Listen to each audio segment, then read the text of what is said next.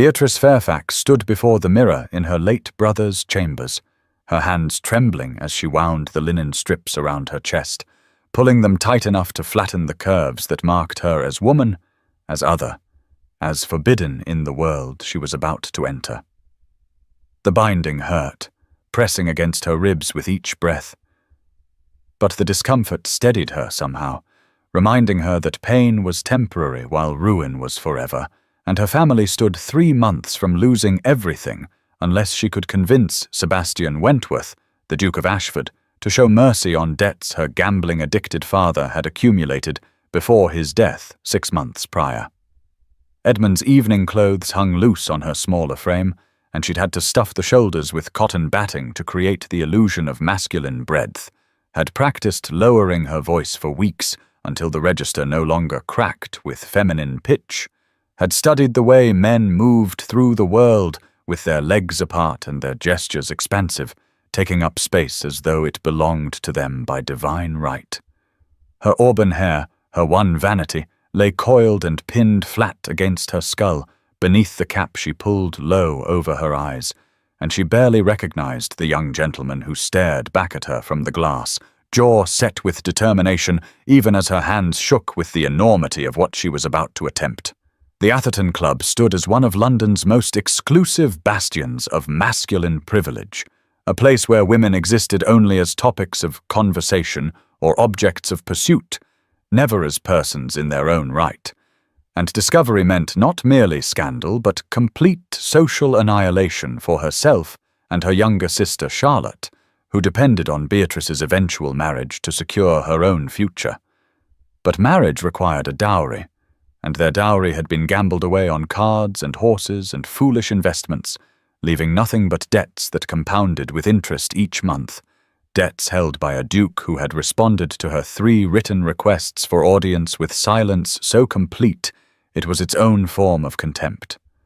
So she would go to him, would breach the walls of his fortress, would force him to see her, even if she had to disguise herself as one of his own kind to do it. The walk from her modest townhouse to the club took 20 minutes through gaslit London streets, and every step felt like a performance, shoulders back, stride confident, head high, nodding curtly at other gentlemen who passed, affecting the bored arrogance that seemed to be the natural expression of men who had never questioned their right to occupy space. The doorman at the Ashford Club barely glanced at her, and she realized with a start that the disguise worked because no one expected deception, because the idea of a woman infiltrating this space was so unthinkable that even a mediocre performance would succeed where perfection might draw suspicion. Inside, the club revealed itself as everything she had imagined and worse, all dark paneling and leather chairs, thick with cigar smoke that hung in the air like masculine entitlement made visible, the rumble of male laughter and political discussion creating a constant background drone that spoke of power exercised without question. Gas lamps cast amber light over green felt billiards tables, where fortunes changed hands on games treated as casual entertainment, where men stood with crystal decanters of port and brandy, where the air itself seemed heavy with the assumption that this was how the world was meant to be, that this separation of spheres was natural rather than constructed. She found Sebastian Wentworth in the largest billiards room, surrounded by a half-dozen admirers watching him play. And even from across the room she could see why society called him the most eligible bachelor in England, tall and dark-haired, with the kind of aristocratic features that looked carved rather than born, moving with the fluid confidence of someone who had never doubted his welcome anywhere. He was explaining a shot to a younger gentleman, his voice carrying that particular tone of amused superiority that made Beatrice's jaw clench, and when she approached and cleared her throat, lowering her voice to its practiced register, he did not even look up from the table, merely waved one hand in dismissal as though she were a servant, rather than a supplicant. "Your Grace," she said, "I come on behalf of the Fairfax family regarding debts of £10,000 owed to your estate." His cue struck the ball with a sharp crack that echoed through the suddenly quiet room, and only then did he straighten, still not looking at her directly, his expression one of aristocratic boredom that suggested her very existence was an inconvenience he should not have to endure. "Tell the Fairfax daughter to sell her jewelry," he said, examining the tip of his cue with more attention than he had given her words.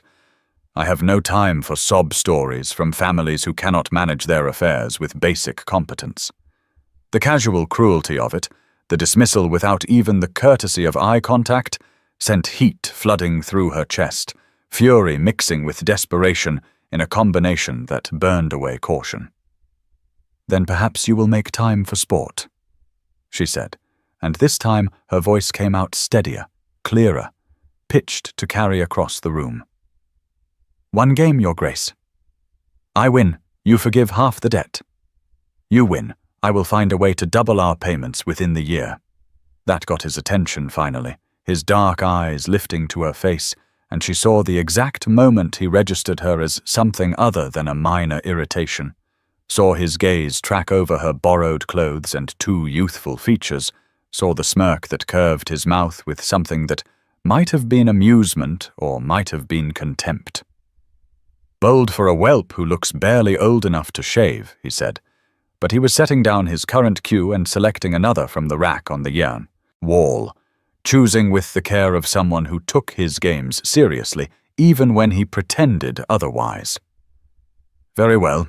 Prepare to bankrupt your family further, though I confess I am curious what kind of idiot trained you to think you could compete at a gentleman's game." The other men in the room were gathering closer now, drawn by the prospect of entertainment, their faces showing the same kind of anticipation spectators might bring to a public execution. And Beatrice felt the weight of their attention like a physical pressure against her skin. She chose her cue carefully, testing the weight and balance, rolling it against the table to check for warping, doing all the things Edmund had taught her during those long afternoons, when she was still young enough to believe that skill and dedication mattered more than gender, when her brother had laughed and said she had a natural gift for seeing angles that most players took years to develop. Sebastian was chalking his cue with elaborate care, still wearing that smirk, and when he looked at her again, she saw nothing in his eyes but aristocratic certainty of victory, the absolute conviction of a man who had never imagined he might lose to someone he considered beneath him in every possible measure. The game was lag for break, and when her ball rolled to a stop 3 inches closer to the bottom rail than his, she saw surprise flicker across his face before that mask of bored amusement reasserted itself. "Perhaps you have had some training after all," he conceded, "but training and talent are different matters entirely, and I have never lost to an opponent of your apparent youth and inexperience." She did not respond, could not trust her voice not to shake with the combination of fear and rage and desperate hope that surged through her as she bent over the table for her opening break, feeling the weight of all those male eyes on her back, knowing that discovery meant ruin, but knowing also that her family's survival depended on winning this game against a man who had dismissed them with less thought than he gave to choosing his evening port. The balls scattered with a crack like thunder, and 2 solids dropped into pockets, and she straightened to find Sebastian Wentworth looking at her with something new in his expression, something that might have been the first stirring of actual attention, as though she had just transformed from furniture into person in his aristocratic perception. The game had begun, and with it the unraveling of both their careful worlds, though neither of them knew it yet. Sebastian took his first shot with the casual confidence of a man who had never seriously doubted his superiority in anything, his posture loose and relaxed as he sank 2 balls in quick succession. But Beatrice saw the slight widening of his eyes when she responded with a combination shot that sent 3 balls exactly where she intended, the angles calculated with the geometric precision Edmund had drilled into her. During those long afternoons when the rest of the world seemed determined to teach her that feminine accomplishment meant watercolors and piano rather than mathematics and strategy. The room had been filled with the low rumble of masculine conversation and the clink of crystal, but as the game progressed, something shifted in the atmosphere, a gradual quieting that spread like ripples in a pond until the only sounds were the crack of cue against ball, the whisper of felt, the soft thud of balls dropping into pockets with the inevitability of carefully planned consequences. Sebastian's posture changed first, straightening from that aristocratic slouch into something more focused, his movements becoming precise rather than casual as he began to realize that his opponent was not some reckless youth making lucky shots, but rather someone who understood the geometry of the table with an almost mathematical clarity, someone who could see 3 shots ahead and plan accordingly. "Where did a gentleman's son learn to play like this?"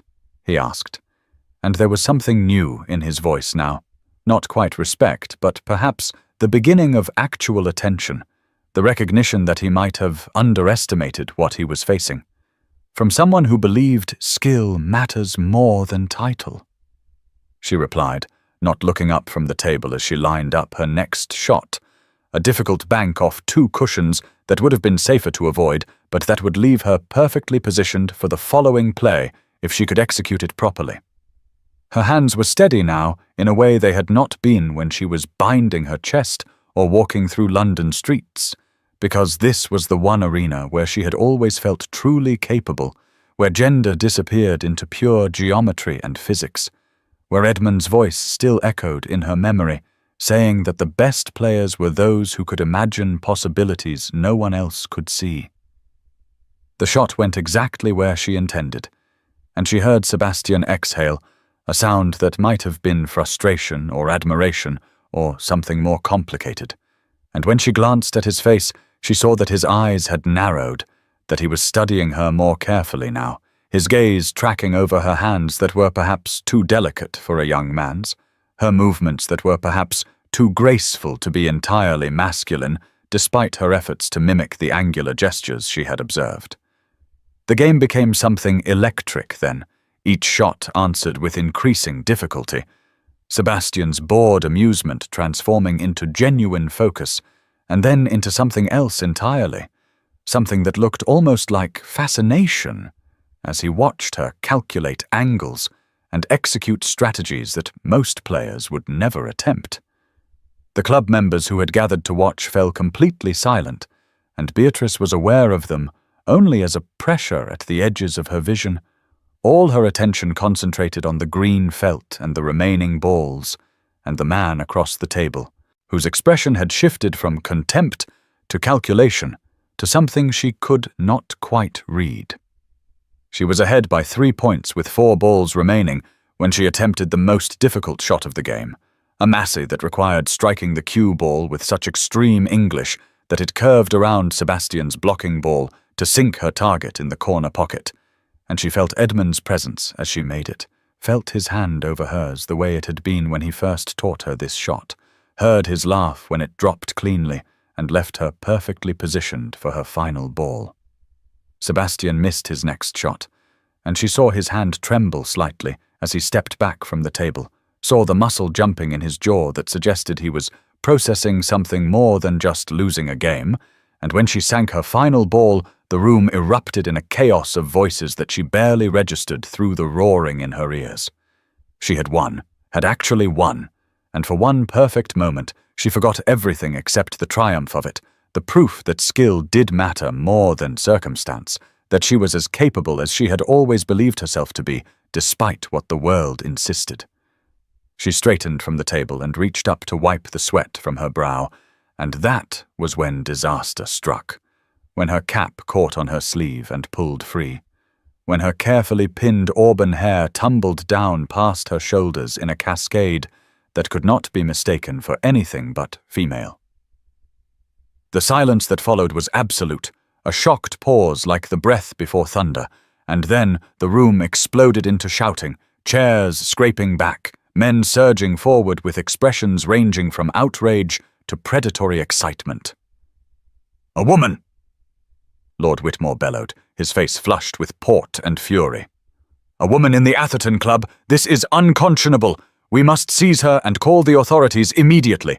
This is a violation of every decent principle!" Beatrice's triumph drained away into terror so complete she could not move, could not think, could only stand frozen as the men advanced on her like a pack of wolves who had scented blood. And she knew with absolute certainty that her life as she had known it was over. That scandal would destroy not just her, but Charlotte as well, that her desperate gamble had failed in the worst possible way. But then Sebastian moved, stepping between her and the advancing club members with a speed that suggested military training, his body a barrier between her and the mob, and when he spoke his voice carried the kind of command that came from generations of aristocratic authority. The absolute expectation of obedience that dukes wielded like a weapon. "Touch her, Whitmore, and you will answer to me," he said. And something in his tone made the men pause, made them remember that Sebastian Wentworth was not merely their equal, but their superior in the intricate hierarchy of English aristocracy.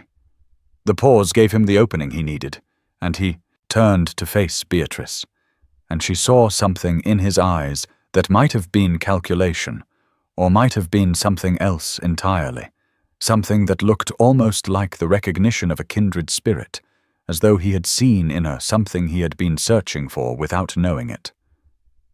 "Gentlemen," he announced, his voice pitched to carry across the room, "you have just witnessed me lose to my future Duchess. Miss Fairfax, will you do me the honor of becoming my wife?" The words hit her like a physical blow, and for a moment she could not process them, could not reconcile the aristocratic stranger who had dismissed her request with casual cruelty with the man who was now proposing marriage in front of London's most exclusive gathering of masculine power. "You cannot be serious," she managed to say, her voice coming out breathless and higher than she intended, all her careful masculine performance shattered along with her disguise. "I have never been more serious," he replied, and there was something in his expression that suggested he meant it, though whether from honor or amusement or some more complicated motivation, she could not begin to guess. "Say yes, or face scandal. I am offering you a choice." It was not really a choice, they both knew that, because the alternative was ruin so complete that even death might be preferable. But there was something in the way he framed it, in the way he stood between her and the hostile crowd, that suggested he understood exactly what he was taking from her even as he offered rescue. The gas lamps seemed to brighten, spotlighting them in a tableau that would be gossiped about in drawing rooms across London within hours. The Duke and the woman who had dared to infiltrate masculine sanctuary, who had beaten him at his own game in forbidden territory. And Beatrice felt the weight of all those watching eyes, all those shocked faces, some scandalized and others almost intrigued, as though they were witnessing something unprecedented, and could not quite decide whether it was disaster or entertainment. She looked at Sebastian's extended hand, at the face that showed nothing but aristocratic certainty, despite what must be roiling beneath that careful surface. And she thought about Charlotte waiting at home, about the estate that would be lost within months, about the fact that she had gambled everything and lost it all, despite winning the game. "Yes," she heard herself say, the word torn from her throat by necessity rather than desire. "Yes, I will marry you." The room erupted again, but this time the chaos felt different, as though the narrative had shifted from scandal to spectacle, from crime to romance, the kind of story that society would reshape into acceptable form through sheer force of collective will. Sebastian's hand closed around hers, warm and steady, and she felt the trembling in her own fingers, the terror and confusion and desperate relief mixing together until she could not separate one emotion from another. He drew her closer, not quite an embrace, but close enough that she could smell his cologne, something expensive and subtle that spoke of a world so far removed from her own that they might as well be different species. And when he spoke again, his voice was low enough that only she could hear. "I will explain everything," he said, "but for now, trust that I am offering you safety even if I cannot offer you choice." She wanted to argue, wanted to demand explanations immediately, wanted to rage against the fact that she had freed herself from one trap only to fall into another, but the crowd was pressing closer now, voices raised in congratulation and speculation, and Sebastian was guiding her toward the door with one hand at the small of her back, creating a path through the chaos, through sheer force of aristocratic will. The last thing she saw as they exited the billiards room was the green felt table where she had won and lost everything in the space of a single game, where her brother's lessons had proven both triumph and disaster, where her life had irrevocably changed in ways she could not yet begin to comprehend. And she knew with absolute certainty that nothing would ever be the same again. The carriage ride to Sebastian's townhouse passed in a blur of gaslit streets and her own ragged breathing, and Beatrice sat as far from him as the confined space allowed, her borrowed coat pulled tight around her shoulders even though the night was not particularly cold, the trembling in her hands having nothing to do with temperature and everything to do with the complete dissolution of the life she had known just hours before. Sebastian said nothing during the journey, merely watched her with that unreadable expression that might have been concern or calculation or aristocratic assessment of damaged goods, and she hated him for his silence almost as much as she hated herself for the desperate gratitude that warred with her fury, because he had saved her even as he had trapped her, had offered rescue that felt indistinguishable from capture. His townhouse rose before them like a monument to everything she would never be, all white stone and perfect proportions, the kind of address that appeared in marriage announcements and society columns, that spoke of wealth so old it had calcified into assumption rather than achievement. And when he handed her down from the carriage, his touch was impersonal, careful, as though she were a piece of valuable but fragile cargo that might shatter if mishandled. Inside, the entrance hall stretched upward into shadows punctuated by more gaslights than her family home possessed in its entirety, and servants materialized with the silent efficiency of those trained to anticipate aristocratic needs before they were spoken, taking her brother's coat and cap without comment, though their eyes betrayed their shock at her masculine attire. Sebastian spoke quietly to his housekeeper, an older woman whose face showed nothing but professional courtesy, despite what must have been tremendous curiosity. And within minutes, Beatrice found herself in a guest chamber, being helped into proper feminine clothing, borrowed from Sebastian's younger sister, who was conveniently visiting friends in Bath, and would not miss a single gown from her extensive wardrobe.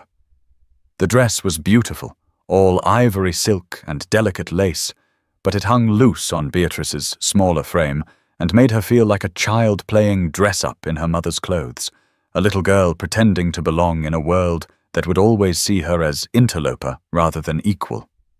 When she finally made her way to Sebastian's study, escorted by a maid who knocked and then disappeared with the discretion of well-trained servants, she found him standing before the fire with a glass of brandy in his hand, still wearing his evening clothes from the club, and the sight of him in his natural habitat, surrounded by leather-bound books and hunting trophies, and all the accumulated symbols of masculine power and privilege, made her fury rise up hot and choking in her throat. "This is a joke to you, is it not?" she said, her voice shaking despite her efforts to control it, refusing to move further into the room, refusing to sit in the chair he gestured toward, refusing to accept the brandy he offered. "A lark, the Duke who captured the billiards-playing intruder.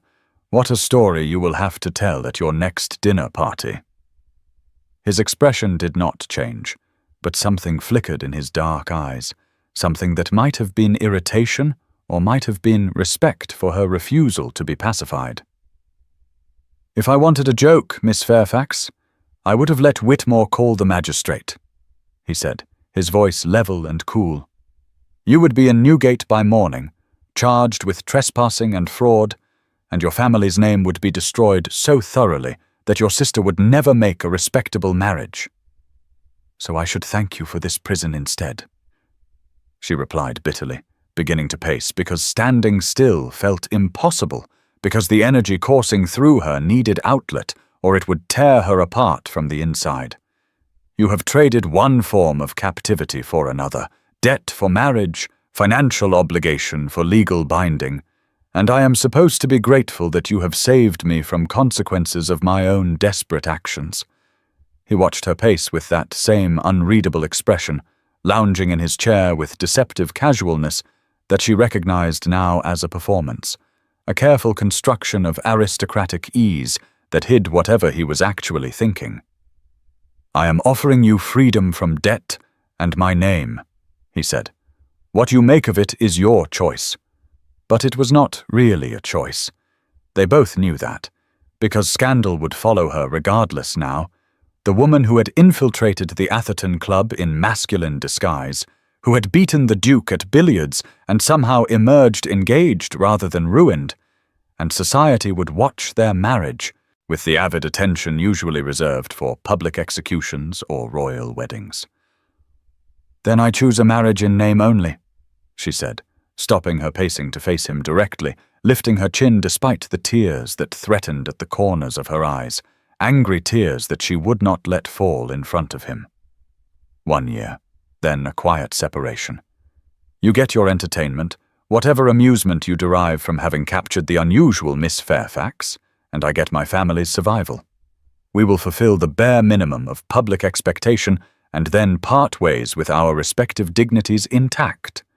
Something flickered in his eyes then, something that looked almost like pain or perhaps disappointment, though why he should be disappointed by her completely reasonable proposal she could not begin to understand. "Agreed," he said, and the ease of his acceptance made her irrationally angry, as though some part of her had wanted him to argue, to insist on a real marriage, to suggest that their arrangement might be something more than mutual convenience. "On one condition," he continued, setting down his brandy glass and rising from his chair with fluid grace. "You must teach me how you really play. No more pretending to lose to preserve male pride. No more holding back to make your opponent feel superior. I want to learn to see the table the way you do." She stared at him, caught completely off guard by this request that made no sense in the context of their forced engagement. "Why would you want that?" she asked, suspicious that this was some kind of trick, some way of mocking her further by pretending interest in the skill that had brought about her downfall. "Because I have been losing at far more important games than billiards," he said, and there was something in his voice now that suggested he was being honest, or at least more honest than he had been until this moment. "And I suspect you know strategies I have never considered, ways of seeing possibilities that my expensive education and aristocratic training somehow failed to teach me." The admission surprised her, this crack in his aristocratic armor, this suggestion that perhaps he was not as entirely confident and self-satisfied as he appeared, and she found herself studying his face more carefully, looking for signs of deception or mockery, but finding instead something that looked almost like genuine interest. "Very well," she said slowly. "I will teach you to play, and you will release my family from our debts. We will maintain the appearance of engagement and marriage for 1 year, and then we will separate quietly, citing incompatibility or whatever excuse society finds most palatable." He nodded and moved to his desk, pulling out a heavy ledger and several official-looking documents that she recognized even from a distance as the debt papers her father had signed, the contracts that had hung over her family like a sword suspended by increasingly frayed thread.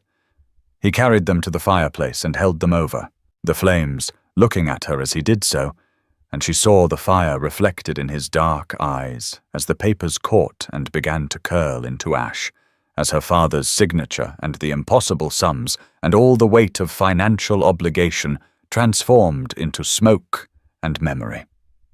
She should have felt relief, should have felt triumph at seeing those chains destroyed, but instead she felt only a strange hollowing out, as though she had traded one form of captivity for another, and could not yet calculate whether she had won or lost in the exchange.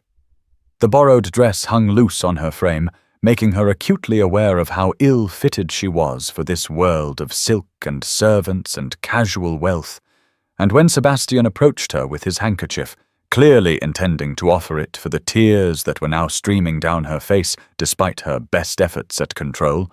She flinched away from him, unable to bear his kindness or his pity or whatever motivation lay behind his careful courtesy. His expression flickered then, something that might have been guilt or curiosity or calculation, and he stopped his approach, respecting her withdrawal even as his hand remained extended with the offered linen. Outside the study windows, rain had begun to fall, pattering against glass with the kind of steady rhythm that suggested it would continue through the night, washing away the last traces of who she had been before tonight, before the billiards game and the exposure and the proposal that had saved and trapped her in equal measure.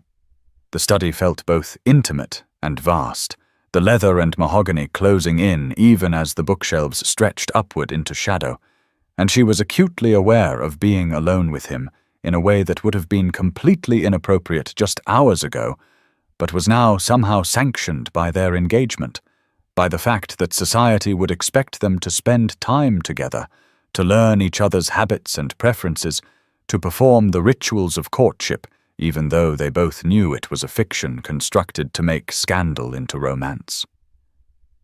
"You should rest," Sebastian said finally, his voice gentle in a way that made her want to rage at him, or weep, or both.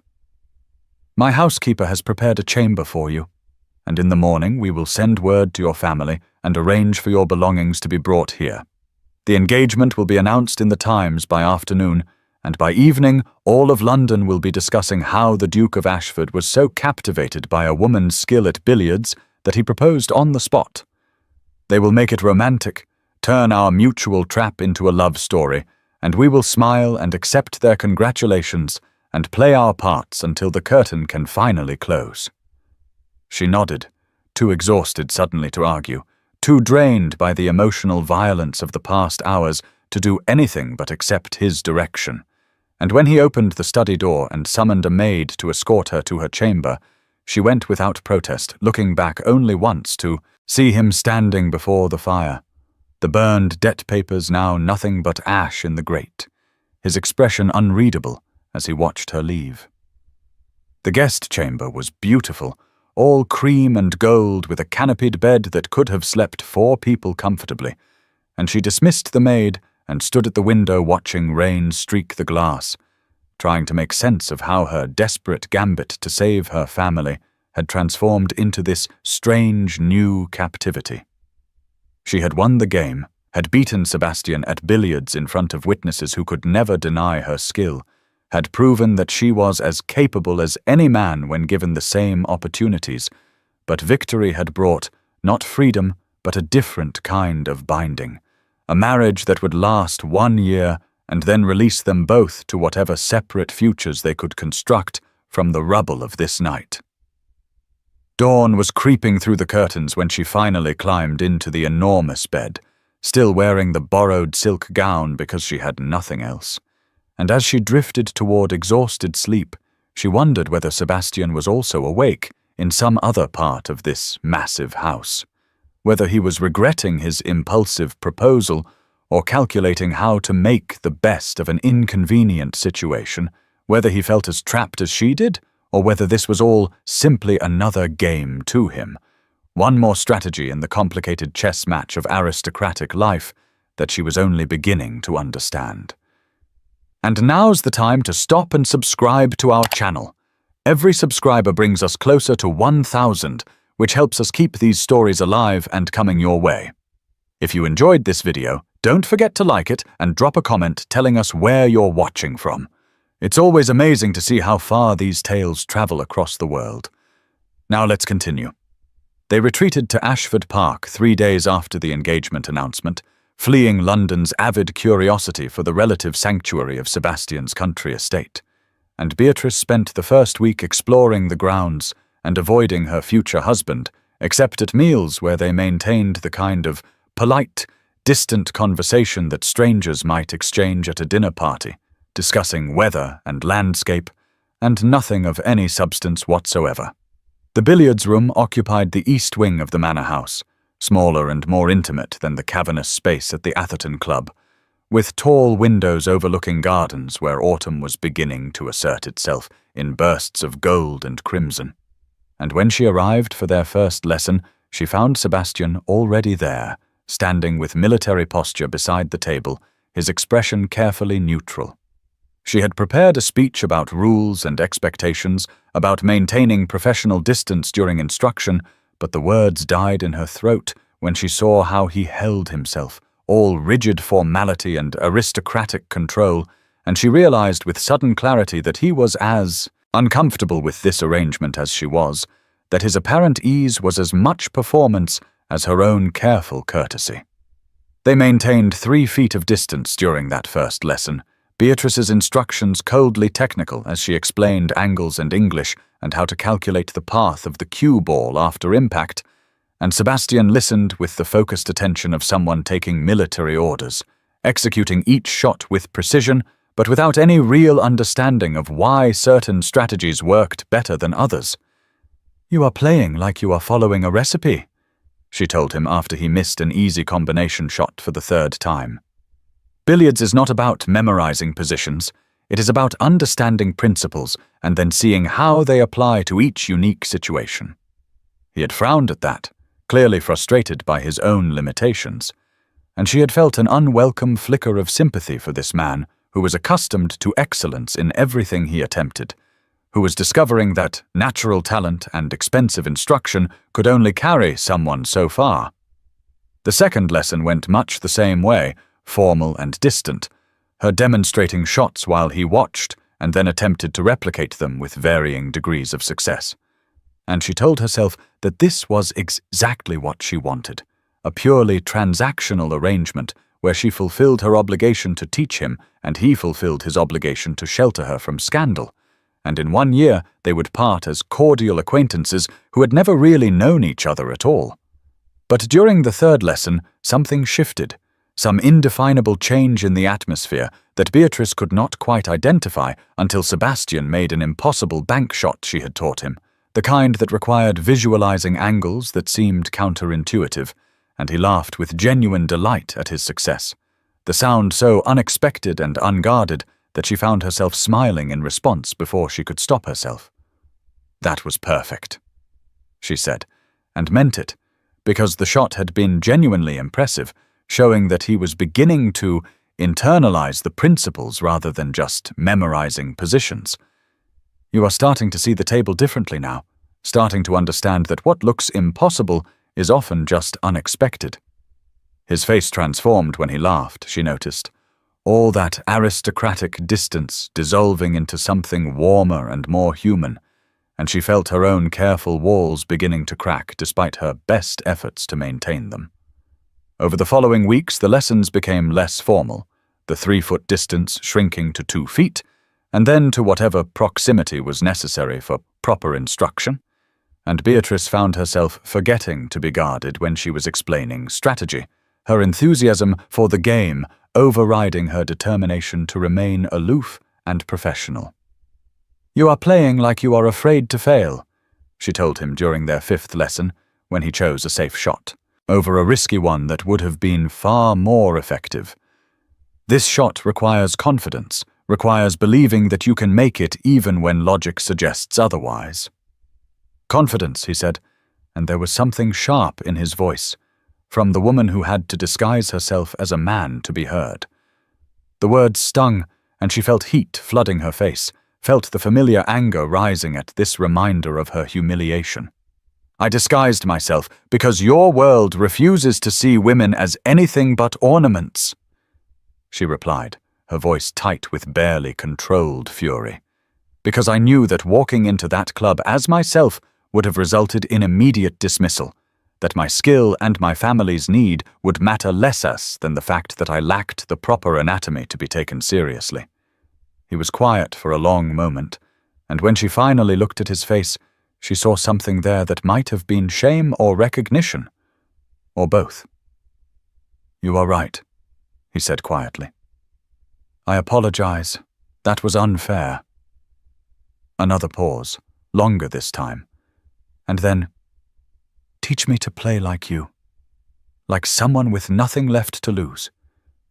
The request surprised her, the honesty of it, and she found herself studying him more carefully, seeing past the aristocratic armor to something more vulnerable underneath. "Very well," she said, and began teaching him not just technique, but philosophy, explaining how Edmund had always said that the best players were the ones who could imagine possibilities no one else sees, who could look at a table full of obstacles and see opportunities instead. Sebastian proved to be a quick study once he stopped trying to follow the rigid rules of gentlemanly play, once he allowed himself to take risks and attempt shots that conventional wisdom said were impossible, and she felt an unwelcome pride in his progress, in the way his face would light up when he executed a particularly difficult combination, or when he finally understood why an unconventional angle worked better than the obvious approach. During the lessons they began actually talking, not the polite nothing conversations of their formal dinners, but real exchanges about their lives and losses and the ways they had learned to survive in a world that seemed determined to fit them into boxes they did not quite match. She learned that his parents had died in a fire when he was 19, that he had become duke far too young with responsibilities he felt completely unprepared for, that his arrogance and rigid behavior came not from natural superiority, but from desperate fear of appearing incompetent, of failing the legacy that had been thrust upon him before he was ready. He learned that she had been managing her family's estate for years after her father descended into gambling addiction following her mother's death, that her brother Edmund had died in a riding accident just 2 years ago, that her billiard skill came from those long afternoons when Edmund would take her to their old barn to escape their father's dark moods, teaching her geometry and physics through the medium of felt and ivory balls. Edmund always said the best players are the ones who can imagine possibilities no one else sees, she said softly during their 8th lesson, when Sebastian asked why she always seemed to find solutions that never occurred to him.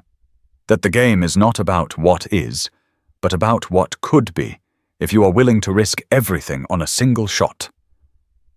"Is that what you do?" Sebastian asked, watching her face with an intensity that made her suddenly self-conscious. "See impossible possibilities." "I did once," she replied, focusing on the table rather than meeting his eyes. "Before I learned the world has very narrow ideas about what is possible for people like me. Perhaps the world needs better imagination," he said, and there was something in his voice that made her look up, made her meet his gaze and see something there that looked almost like respect, like genuine regard rather than aristocratic condescension. The physical proximity required for proper instruction built a tension she had not anticipated. Moments when she needed to adjust his stance or correct his grip and her hands would brush against his coat, when he would lean close to see the angle she was demonstrating, and she would catch the scent of his cologne mixed with chalk dust, when their eyes would meet across the table and hold for just a moment too long before one of them looked away. There was the lesson when she overreached across the table to demonstrate a particularly difficult shot and lost her balance, and Sebastian caught her before she could fall, his hands strong and steady on her waist, and they both froze in that position, breath catching, acutely aware of the warmth of his touch through the thin fabric of her day dress. He released her immediately, stepping back with an apology that sounded almost strangled, and she had turned away to hide the flush in her cheeks, telling herself that her racing heart was merely from the shock of nearly falling and not from anything else, certainly not from the way his hands had felt or the concern in his eyes. She began arriving early for their lessons without quite meaning to, finding excuses to be in the billiards room before the appointed time, and she would notice that Sebastian was often already there, practicing shots she had taught him, or simply standing at the window, watching the autumn colors deepen in the gardens. The servants began bringing tea service without being asked, having noticed that the Duke and his intended Duchess were spending increasing amounts of time together in the East Wing, and sometimes the lessons would extend far beyond their scheduled hour, both of them reluctant to leave this space that had become somehow theirs, a sanctuary from the expectations and performances required everywhere else. She caught him watching her sometimes, his gaze tracking her face as she calculated angles, and when she asked what he was looking at, he said, that he was fascinated by the intelligence in her eyes, by the way her whole expression changed when she was working through a complex problem, and she did not know how to respond to that, so she simply returned to her demonstration, trying to ignore the warmth that bloomed in her chest at his words. He asked about her life with genuine curiosity, not the polite, superficial questions of social obligation, but real interest in how she had managed an estate, what strategies she had used to stretch insufficient funds, what it was like to carry responsibility that society insisted she should not have to bear. And she found herself answering honestly, surprised by how good it felt to be truly heard, to have someone listen to her answers and remember details and ask follow-up questions days later. The billiards room transformed over those 6 weeks from a space of obligation into something else entirely. The afternoon light streaming through tall windows making dust motes dance in the air, the rhythmic click of balls and the soft whisper of felt becoming a kind of music, chalk dust marking their fingers and sometimes their faces when they forgot themselves enough to brush hair back without thinking. The leaves outside turned from green to gold to crimson, autumn settling over Ashford Park with the kind of beauty that felt almost melancholy, and Beatrice would sometimes pause in the middle of a lesson to watch the view, thinking about how temporary all of this was, how in less than a year she would leave this place and this man and return to her modest life, and the thought brought not relief but a hollowness she refused to examine too closely. Neither of them acknowledged what was happening, both maintaining the fiction that this was simply fulfilling the terms of their agreement, that the growing ease between them was merely the natural result of spending time together, that the way they began to anticipate each other's thoughts and finish each other's sentences was just convenience rather than connection.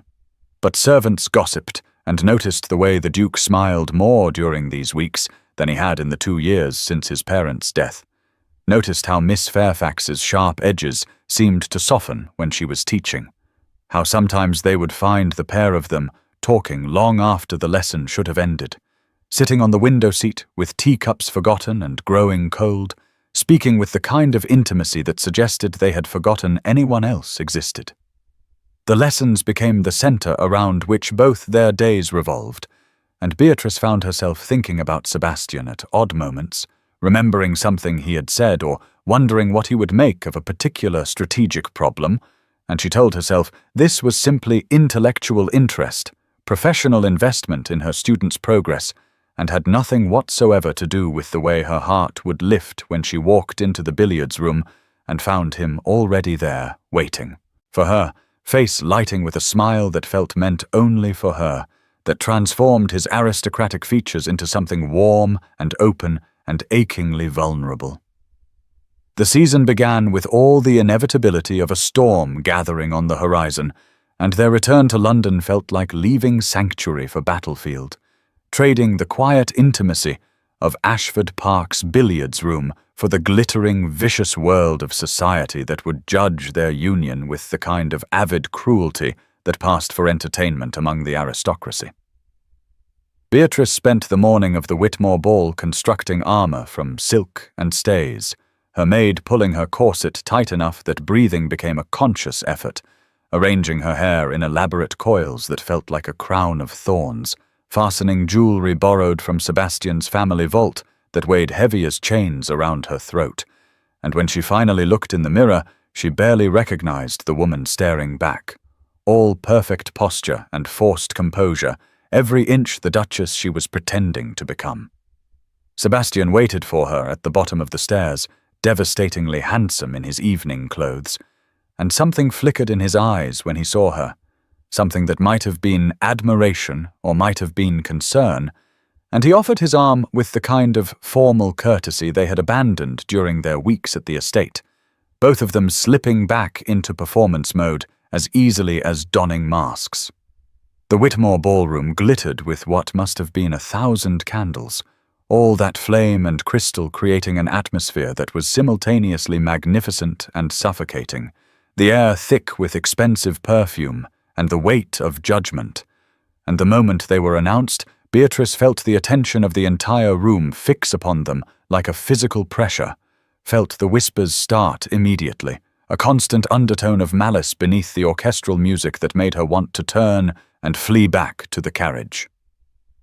Sebastian's jaw clenched, but his expression remained one of ducal calm, that aristocratic mask he wore so well, and he guided her into the ballroom with one hand at the small of her back, a touch that was both possessive and protective, claiming her as his in front of everyone who had gathered to witness their first public appearance since the scandal.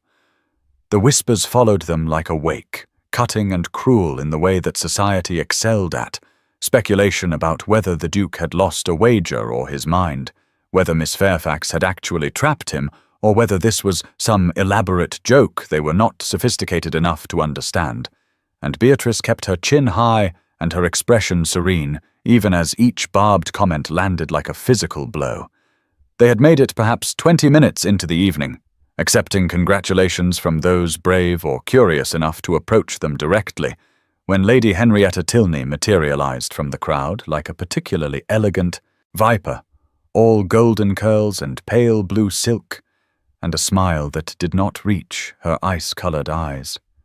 "How extraordinary, Miss Fairfax," Henrietta said, her voice pitched just loud enough that those nearby could hear clearly, or should I say, Duchess Ashford, though I suppose we must wait for the actual ceremony before that title is truly yours. Most women catch husbands through beauty or breeding, but billiards in disguise, quite the innovative approach. The calculated cruelty of it was breathtaking, delivered with such sweetness that any objection would seem like overreaction, and Beatrice felt Sebastian go rigid beside her, felt him draw breath to respond with what would probably be a cutting defense. But she spoke first, her voice cool and steady, despite the fury burning through her veins. "Lady Henrietta," she said, "I understand you are celebrated for your card play. Shall we test whether your skill matches your confidence in judgment?" The challenge hung in the air for a moment, and Beatrice saw surprise flicker across Henrietta's perfect features, saw the calculation as the other woman decided whether to accept or retreat, and then Henrietta's smile sharpened into something predatory. "Whist," she said. "My brother Charles and I against you and the Duke, unless of course you find the prospect too intimidating." Sebastian's hand tightened briefly on Beatrice's back, a question and an offer of support, and when she glanced at him, she saw not concern, but something that looked almost like pride, like he had been waiting to see whether she would fight back or submit to society's cruelty. "Lead the way," Beatrice replied, and followed Henrietta through the ballroom to where card tables had been set up for those who preferred games of skill to dancing, acutely aware of the crowd following them, of conversations stopping as people realized something entertaining was about to unfold, aristocrats circling like spectators at a duel. The card table became a battlefield, 4 chairs arranged with mathematical precision, Charles Tilney arriving to partner his sister with the same ice-colored eyes and calculating expression, and as they took their seats, Beatrice felt the weight of perhaps 50 people pressing close to watch, their breathing and whispers creating a sound like wind before a storm. Sebastian sat across from her, their eyes meeting for just a moment, and in that glance passed an entire conversation, a wordless communication built from 6 weeks of lessons and growing understanding. And she knew with absolute certainty that they could do this, that whatever else was uncertain between them, in this arena, they were perfectly matched. The first hand was cautious, both pairs testing each other's strengths and weaknesses, but by the second hand, Beatrice felt herself falling into the rhythm of strategy, reading the cards and the players with the same geometric clarity she brought to billiards, calculating probabilities and psychological tells, and she realized that Sebastian was doing the same, that they were thinking in parallel, anticipating each other's moves with uncanny accuracy. She led a low heart, and he immediately understood her strategy, playing to her lead in a way that set up a sequence 3 tricks ahead. And when they took that trick along with the following 2, she saw surprise register on Henrietta's face, the first crack in that perfect composure. The game became electric then, each card played with increasing tension, the crowd around them falling silent enough that Beatrice could hear the whisper of pasteboard against felt, could hear Sebastian's breathing synchronizing with her own, could feel the electricity between them building with each successful play. They communicated without words, a glance or a slight shift in posture, conveying volumes. Beatrice's strategic thinking complementing Sebastian's calculated risks in a way that made them more than the sum of their parts, and she felt something fierce and joyful rising in her chest, the pure pleasure of perfect partnership, of being truly seen and matched by someone who understood not just the game, but the way her mind worked. By the final hand, the outcome was inevitable. Beatrice and Sebastian ahead, by enough that even brilliant play could not save the Tilney siblings. And when Beatrice played the final card that sealed their victory, the crowd erupted into applause and speculation, voices rising with the kind of excitement that came from witnessing something unexpected and thoroughly entertaining. Henrietta's face had gone pale beneath her powder, and Charles looked thunderous, but Sebastian was smiling, genuine and unguarded in a way Beatrice had only seen during their private lessons, and before she could stop herself, she was smiling back, sharing this moment of triumph with the one person who could fully appreciate what it meant. "My Duchess does not need to trap anyone," Sebastian said then, his voice carrying across the suddenly quiet space, pitched for the crowd but his eyes on Henrietta. "She simply defeats them honestly, a strategy I recommend you consider, Lady Henrietta." The rebuke was devastating precisely because it was delivered without anger, simply fact stated with aristocratic certainty, and Beatrice saw Henrietta flinch as though struck, saw the way people began to whisper with new speculation, reassessing, perhaps, whether the Duke's unusual choice of bride might actually be a brilliant match rather than a scandal to be pitied. The rest of the evening passed in a blur of congratulations and curious questions, society's attitude shifting with the mercurial speed that characterized their world, and when they finally escaped to their carriage in the early hours of morning, Beatrice felt exhausted in a way that had nothing to do with physical tiredness and everything to do with the emotional performance required by social warfare. The carriage interior was intimate and dark, lit only by the passing gas lamps that sent shifting patterns of light across Sebastian's face as they swayed with the movement over cobblestones, and the silence between them felt weighted with everything they were not saying, with the electricity that had built during the card game, and had nowhere to go now that they were alone. "You were magnificent tonight," Sebastian said finally, his voice low and rough in the darkness. "The way you read that final hand, the way you anticipated Charles's play 3 tricks ahead, it was extraordinary. We made a good team," Beatrice replied, trying to keep her voice steady, trying to maintain the careful distance they had abandoned during the game, but that felt necessary now in this dangerous privacy. "We do," Sebastian said, and she could feel him moving closer even before she saw it, could feel the shift in the air between them. In everything, not just cards or billiards, but in all of it. "Beatrice, we are perfectly matched, and I think you know it as well as I do."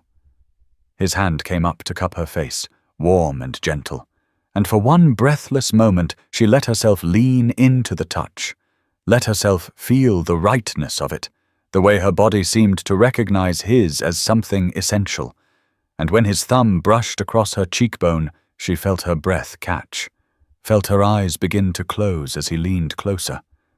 But then reality crashed back, cold and inescapable, the memory of their agreement and the temporary nature of this arrangement, and she pulled back sharply, pressing herself against the opposite seat, her voice shaking when she spoke. "Sebastian, we agreed," she said, hating how her words trembled, hating the hurt that flashed across his face. 1 year, we agreed to 1 year and then separation. This is not, we cannot." "You are right," he said, withdrawing immediately, his voice rough with what might have been pain or frustration, or both. "Forgive me, I forgot myself." The cold rushed in between them, filling the space where warmth had been just moments before, and they sat rigid on opposite seats, both staring determinedly out their respective windows as gas-lit London streets passed by, the public world continuing outside their private moment of loss.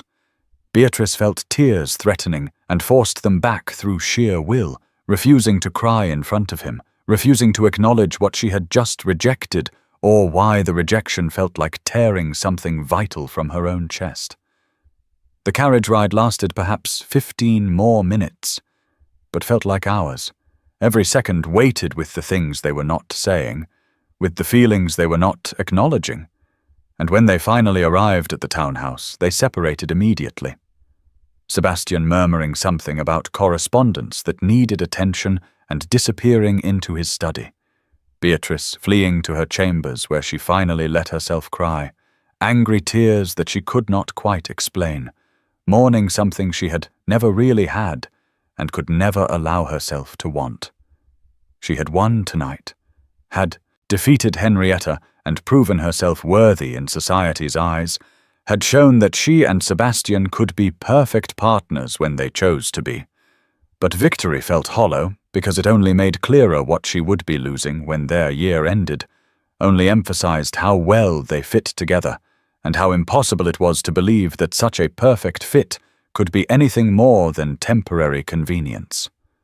The borrowed jewelry felt heavy around her throat as she removed it, returning it to its velvet case, and she thought about how all of this was borrowed, temporary, a performance that would end when the curtain finally fell, and she told herself that maintaining their boundaries was necessary, was self-protection, was the only way to survive the inevitable separation without being destroyed by it.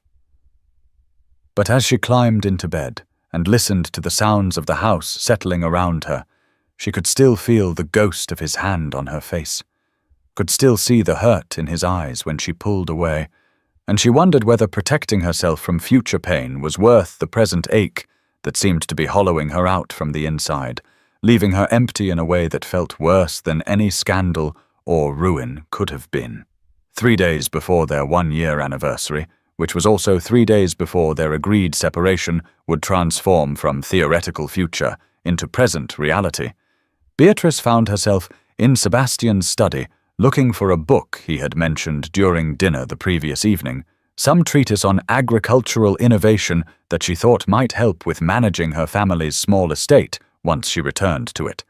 And she was searching the shelves near his desk when she knocked over a stack of papers that scattered across the leather surface like evidence at a trial. She bent to gather them automatically, not intending to read private correspondence, but her own family name caught her eye on one document, and then she saw her father's signature, and confusion turned to ice-cold horror as she began to understand what she was looking at.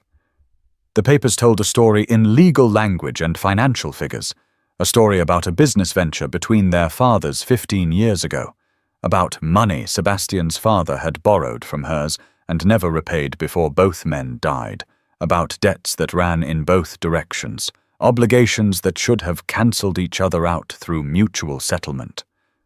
Her hands shook as she read through document after document, seeing with terrible clarity that Sebastian had always known, that he could have declared the debts void through offsetting claims, that he had chosen instead to hold her family's obligation over them like a sword, while conveniently forgetting his own family's counter-debt. He had orchestrated the entire situation, had known that eventually the pressure would force some kind of confrontation, had been waiting for her to come to him, desperate and pleading, and every moment of the past year suddenly felt tainted, contaminated by this fundamental deception that poisoned everything they had built together. She was still standing there, papers clutched in trembling hands, when Sebastian entered his study and stopped dead in the doorway, his face going white as he saw what she held, saw the expression on her face that must have communicated her understanding and her fury. "You knew," she said, her voice surprisingly steady despite the way her entire body was shaking. "Before the club, before everything, you knew you could cancel these debts." "Yes," he replied, and at least he did not insult her intelligence by trying to deny it, but his admission felt like another betrayal, confirmation that everything she had begun to believe about him had been built on lies. "This whole year," she continued, hearing her voice go cold and distant. "The proposal, the lessons, all of it was manipulation. I was a fool to think any of it was real." "You were never a fool," he said, taking a step into the room, his aristocratic control cracking to show something desperate underneath. I was the fool, Beatrice, please let me explain." She laughed then, a bitter sound that hurt her throat. "Explain what? That you held my family hostage for your own amusement, that you manipulated a desperate woman into a false marriage because it entertained you, that everything I thought was growing between us was just another strategy in whatever game you have been playing. I saw you 2 years ago," he said, the words tumbling out now as though he could not contain them. "At the Dashwood estate, you were in the garden reading Descartes, and you laughed at something on the page, and I could not stop thinking about you, about what kind of woman reads philosophy in a garden and finds it amusing rather than tedious." "Do not," she said, fury rising hot enough to burn away the ice. "Do not romanticize your cruelty. Do not pretend this was some grand passion when it was just manipulation and control." "It was not romance," he agreed, and his voice was breaking now, aristocratic composure shattering completely. "It was cowardice. I was too proud to approach you properly, too arrogant to imagine a woman of your standing would consider me, a duke who could have anyone but was terrified of being rejected by the one person who actually mattered. When I learned of the debts, I convinced myself I was helping, creating an opportunity for us to meet." "Helping?" she repeated incredulously. "You held my family hostage. You forced me into a position where I had to debase myself, had to disguise myself and infiltrate a place I was forbidden, had to risk everything just to get your attention, and you call that helping?" "I fell in love with you during our 3rd lesson," he said desperately, moving closer despite the way she stepped back. "When you explained the geometry of impossible angles, your whole face lit up, and I knew I would never want anyone else. But you had made it so clear our arrangement was temporary, and I was terrified that if I confessed, you would think it was obligation or pity rather than genuine feeling." "So you said nothing," she said, and tears were streaming down her face now, though her voice remained steady. "You let me believe we were playing a game, with clear rules while you rewrote them in secret. Let me start to trust you, start to care, all while knowing you had built everything on deception from the very beginning." "Yes," he said, and now his voice was breaking completely. "I am sorry. I am so desperately sorry. I know I do not deserve your forgiveness, but please, Beatrice, please let me try to make this right." "I do not know if I can forgive this," she said, backing toward the door. "I do not know if I can trust anything between us was real, if any moment we shared was genuine, or if it was all just part of your elaborate manipulation." She turned and fled before he could respond, taking the stairs to her chambers 2 at a time, and began packing with methodical determination, each folded garment a decision, each closed trunk a statement that she would not stay in this house built on lies for one more night than absolutely necessary.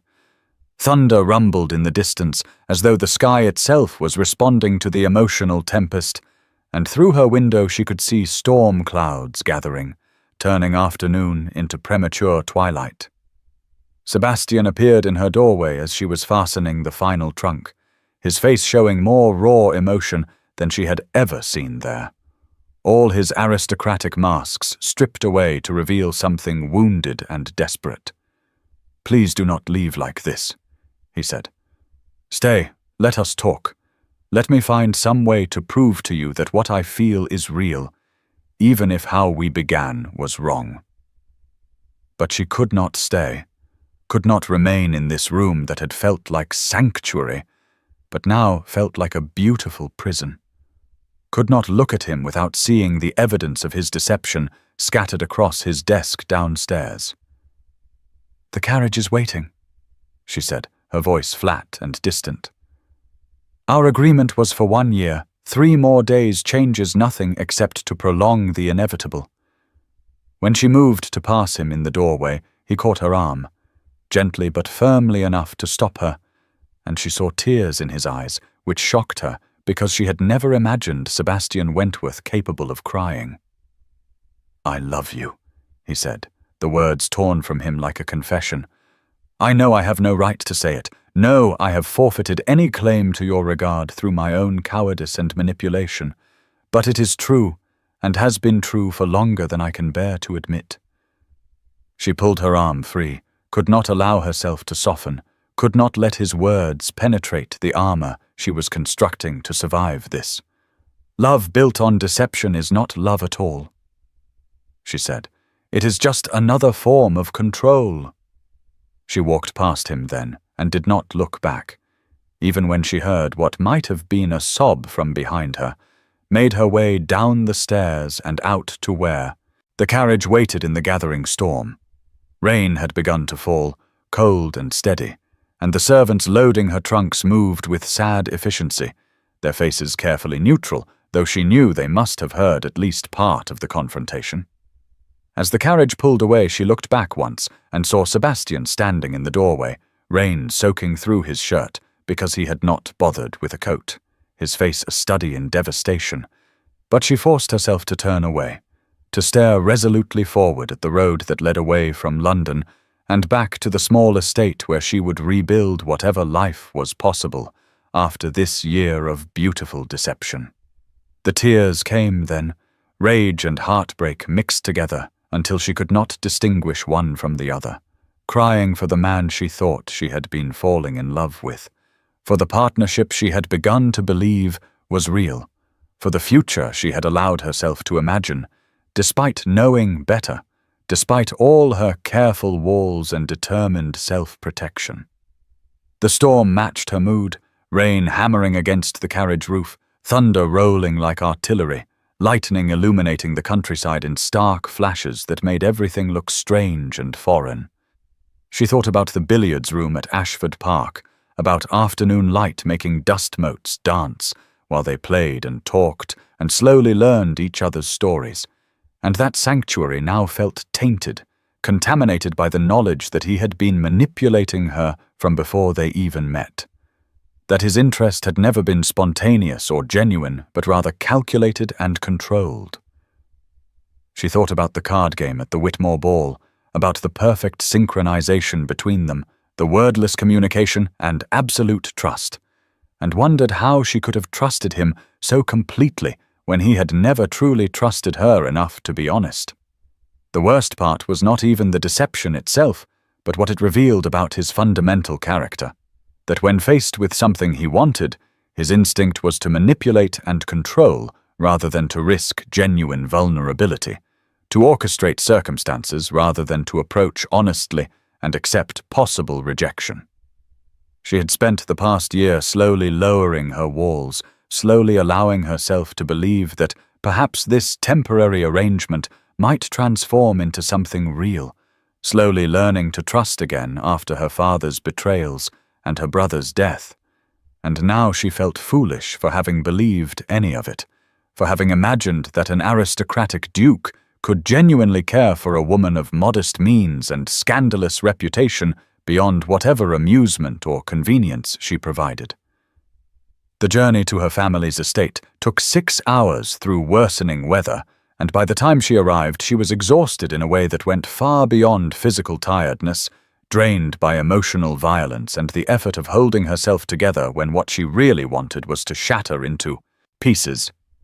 Charlotte met her at the door, clearly shocked by her early and unannounced arrival, and took one look at Beatrice's face before pulling her into an embrace that finally broke through her carefully maintained composure. She sobbed against her sister's shoulder, great heaving sobs that felt like they might tear her apart, crying for everything she had lost and everything she had never really had. And Charlotte simply held her and asked no questions, understanding somehow that explanations could wait until Beatrice was capable of providing them. That night, Beatrice lay in her childhood bedroom, in a bed that felt too small after the luxurious chambers at Sebastian's townhouse and estate, listening to rain continue its assault against the windows. And she thought about Sebastian alone in his study, surrounded by the evidence of his deception, perhaps standing before the fireplace where he had burned her debt papers in what she had thought was an act of generosity, but now understood as just another manipulation, another way of binding her to him through gratitude rather than obligation. She wondered if he was suffering as she was, or if aristocratic privilege had insulated him from genuine pain, if his tears had been real or just another performance designed to elicit her sympathy. And she hated that she could not be certain, that his deception had poisoned even her memories, making her question every moment of tenderness, every shared laugh, every instance of what she had believed was genuine connection.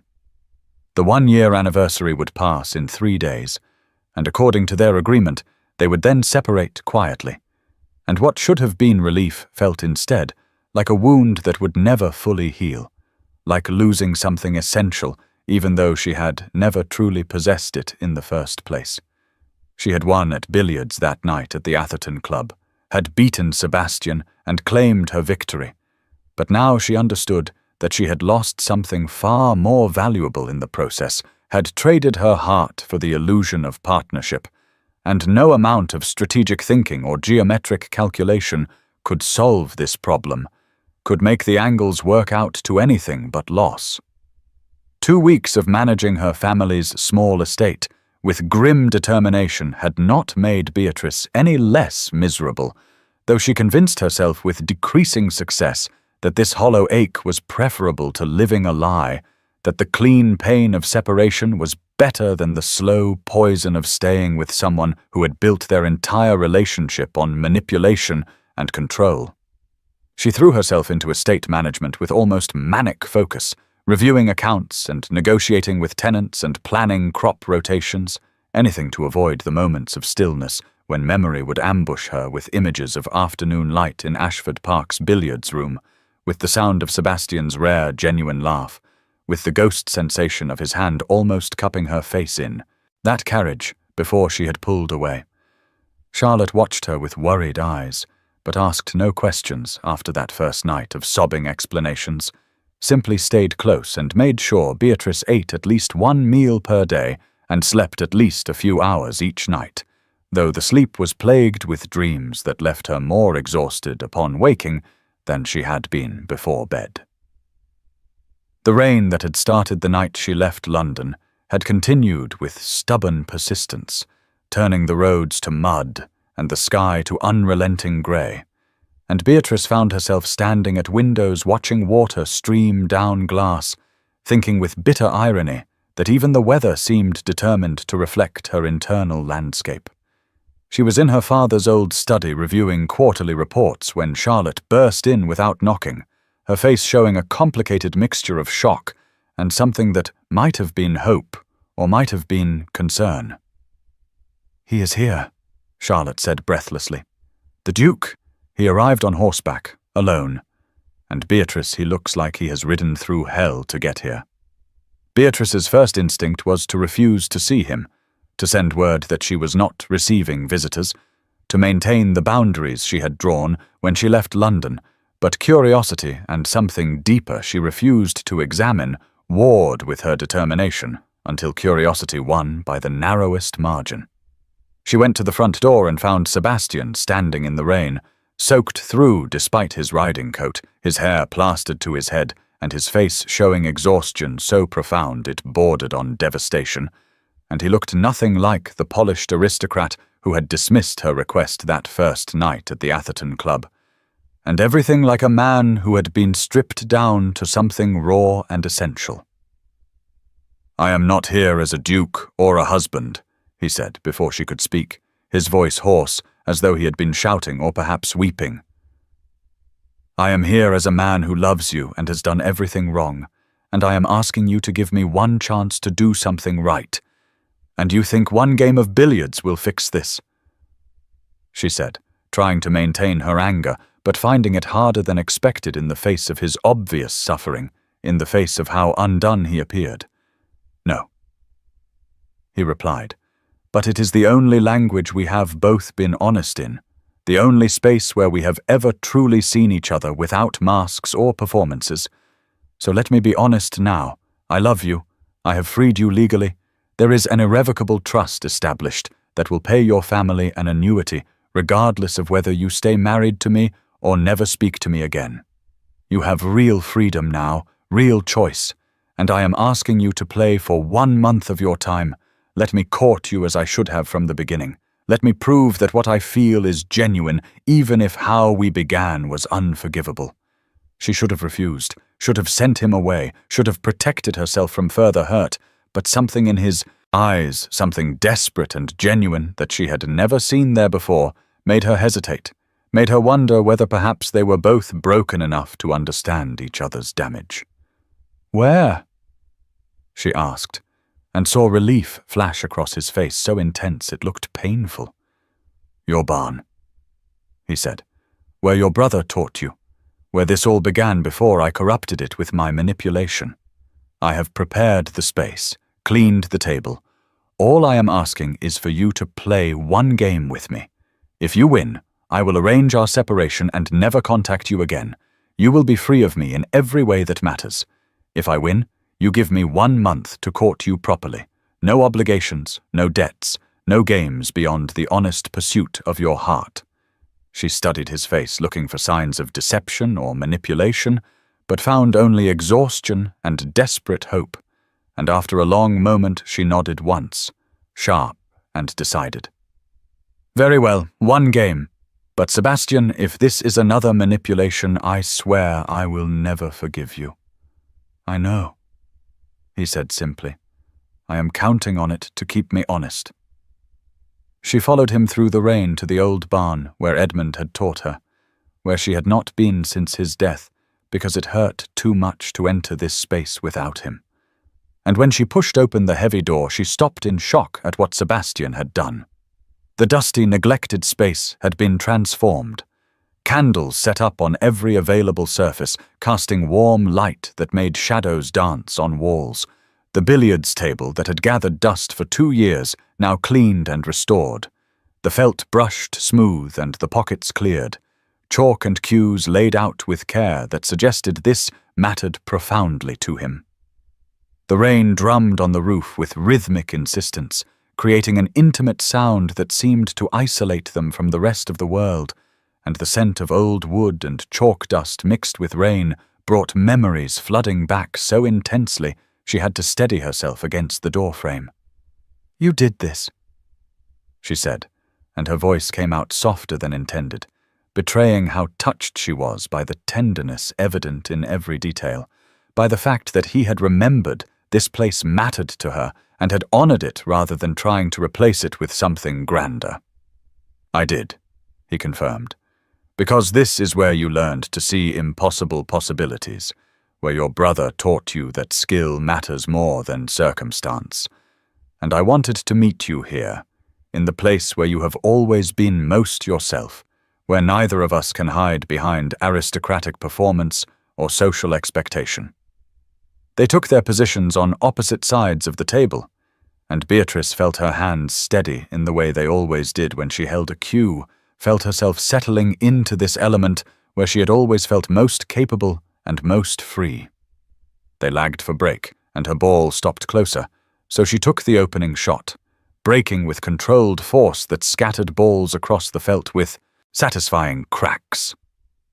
The game progressed in charged silence, each shot calculated and executed with the skill they had both developed, and Beatrice found herself falling into the familiar rhythm of strategy and geometry, the world narrowing to green felt and ivory balls, and the man across from her who watched not the table, but her face, his focus not on winning, but on something else entirely.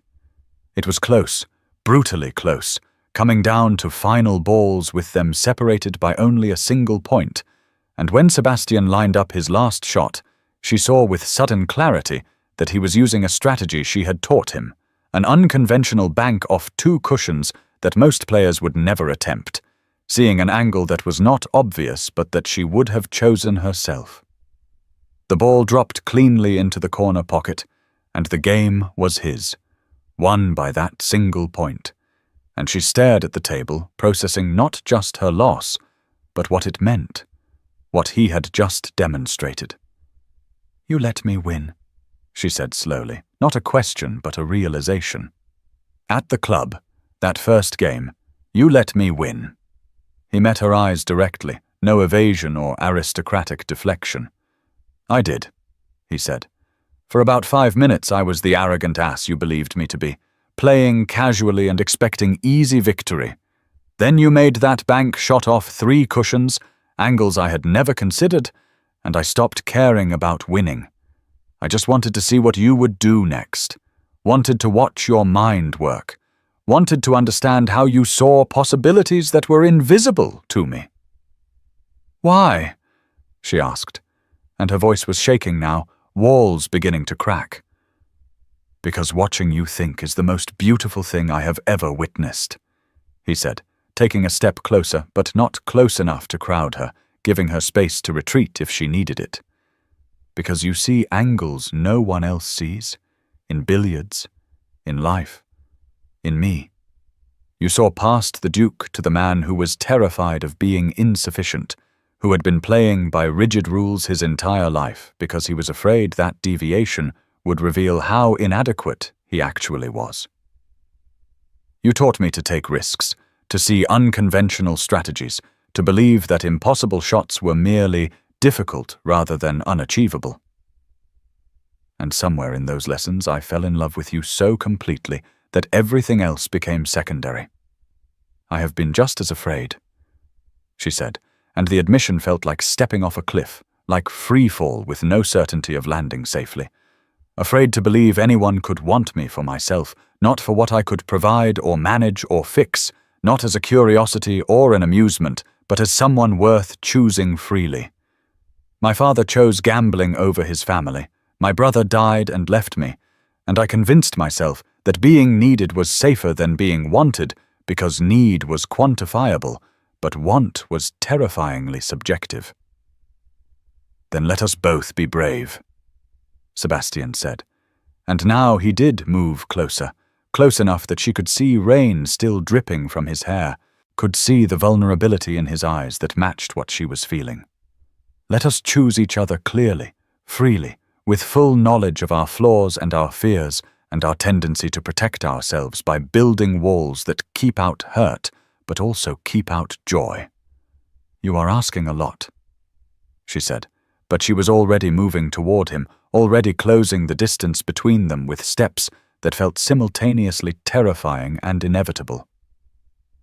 I am asking for everything, he replied, because you deserve someone who will, because half measures and careful boundaries and temporary arrangements are not enough. Not for this, not for us. She kissed him first this time, claiming her agency in choosing love rather than simply accepting rescue, rising on her toes to press her lips to his with all the desperate hunger of 2 weeks separation and months of denial, and she felt his stillness for just a moment, as though he was afraid to move and shatter this fragile moment. And then his arms came around her, and he was kissing her back with matching desperation, with relief and joy, and something that felt like coming home after being lost for far too long. They were both crying when they finally pulled apart enough to breathe, foreheads pressed together, her hands fisted in his soaked shirt, and his arms around her as though he would never let go. 1 month, she said against his lips, trying to maintain some semblance of control, even as her entire body was betraying how much she wanted to surrender. To court me properly, to prove that this is real. I will need at least 3, he replied, smiling against her mouth in a way she could feel more than see. I intend to be very thorough, intend to court you so properly that you will have no doubt whatsoever about my intentions or my regard. The candlelight made everything soft and forgiving. The rain continued its intimate percussion on the roof, and they stood in the barn where Edmund had first taught Beatrice to see impossible possibilities, where she was now choosing to believe in the most impossible possibility of all, that 2 broken people could find each other and build something whole from their combined damage. 6 months later, they stood in the same barn, now decorated with late spring flowers and filled with the few people who mattered most, and renewed the vows they had originally spoken in a London church before hundreds of aristocratic strangers. But this time the words meant something different. This time they were choosing each other with full knowledge and deliberate intention rather than obligation or convenience. Charlotte cried through the entire ceremony, happy tears this time, and even Sebastian's sister, who had returned from Bath, looked moved by the obvious devotion between them, by the way they could not stop looking at each other as though still amazed by their good fortune. The breakfast afterward was modest by aristocratic standards, but felt more genuine than any grand ball, filled with laughter and stories about billiards lessons gone wrong, and Sebastian's terrible first attempts at unconventional shots, and Beatrice sat beside her husband, because that was what he truly was now, in ways that went beyond legal documentation, and felt something she had not experienced since before Edmund's death, something that might have been peace, or might have been the belief that happiness was possible and even sustainable. 6 years after that, 6 years of genuine partnership and growing understanding and the kind of love that came from choosing each other daily rather than just once, Beatrice stood in Ashford Park's billiards room on a sunny afternoon and watched Sebastian teach their 5-year-old daughter Arabella how to hold a cue properly. The child stood on a stool to reach the table, all dark curls inherited from her father, and sharp intelligence inherited from them both, and she was explaining in very serious tones that she understood about angles and geometry, even though she could barely reach across the felt. "You are gripping too tightly," Beatrice said, moving to adjust Sebastian's hands on Arabella's smaller ones. "Edmund always said tension ruins accuracy. You need to be firm, but relaxed. I seem to recall you telling me the same thing during our 4th lesson," Sebastian replied with a smile that still made her heart skip even after all these years. "Right before I made that impossible masseur shot that you swore I would never manage. You made it because you finally stopped trying to control everything and trusted your instincts," she said, and pressed a kiss to his temple in the easy, affectionate way of long partnership. "The same lesson applies to parenting, I suspect." "Mama," Arabella said with the impatience of a child who felt adults were straying from important topics. "Are you going to help me make this shot or just kiss Papa all afternoon?" "We can do both," Sebastian said solemnly. "Your mother and I are excellent at managing multiple priorities simultaneously." They positioned themselves around Arabella, Beatrice's hand over their daughters on the cue, Sebastian's hand over both of theirs, and together they guided the shot, the cue ball striking true and sending the target ball rolling across felt to drop into the corner pocket with a satisfying thunk. Arabella squealed with delight, jumping up and down on her stool with the unself-conscious joy of a child who had not yet learned to temper her enthusiasm, and Beatrice caught her before she could fall, swinging her down with a laugh that felt like pure happiness. "That is how it is done," Sebastian said, ruffling his daughter's dark curls. "The best games are played as partners, not opponents, working together toward shared goals rather than competing for individual victory." "Like you and Mama," Arabella said, with the directness of children who see more clearly than adults sometimes wish they would. "You are partners in everything, not just billiards. Exactly like your Mama and me," Sebastian confirmed, meeting Beatrice's eyes over their daughter's head with an expression that conveyed volumes, that spoke of gratitude and love and the ongoing amazement that they had found each other, despite all the obstacles they had created themselves. The afternoon light streamed through tall windows, making dust motes dance in the air, the way it had during those early lessons when they were still strangers negotiating a temporary arrangement. But now this room was filled with laughter and belonging, with the easy intimacy of a family built on honesty and choice, and the daily decision to see each other's worth. That evening, after Arabella was in bed, Beatrice and Sebastian returned to the billiards room for a game of their own, a tradition they had maintained through the years because this space remained somehow sacred, a reminder of where they had learned to truly see each other. They played with comfortable familiarity, no longer needing words to communicate strategy, simply existing together in the rhythm they had built through patience and practice, and the willingness to take impossible shots. "I never thought I could be this happy," Beatrice said during a pause between turns. That night at the Ashford Club, terrified and desperate, I could not have imagined that losing at my own game would lead to winning everything that actually matters. "You did not lose," Sebastian corrected gently, moving close enough to pull her into his arms. "You won. You simply did not realize it until much later, and I am grateful every day that you were brave enough to disguise yourself and infiltrate that club, to beat me at billiards and force me to see what I had been too cowardly to pursue directly." They stood like that for a long moment, swaying slightly in an embrace that needed no music, and through the windows the sun set over Ashford Park's grounds, painting everything in shades of gold and crimson, and Beatrice thought about impossible possibilities, about the woman who had once believed skill was all she had to offer, and the man who had once believed control was the only path to security, and how they had learned together that the best victories were the ones achieved through partnership, through the willingness to be vulnerable, through choosing each other not once but continuously, every day, every impossible shot, every risk taken with steady hands and hearts brave enough to believe that some games change the players in ways that make winning and losing irrelevant compared to the joy of playing together.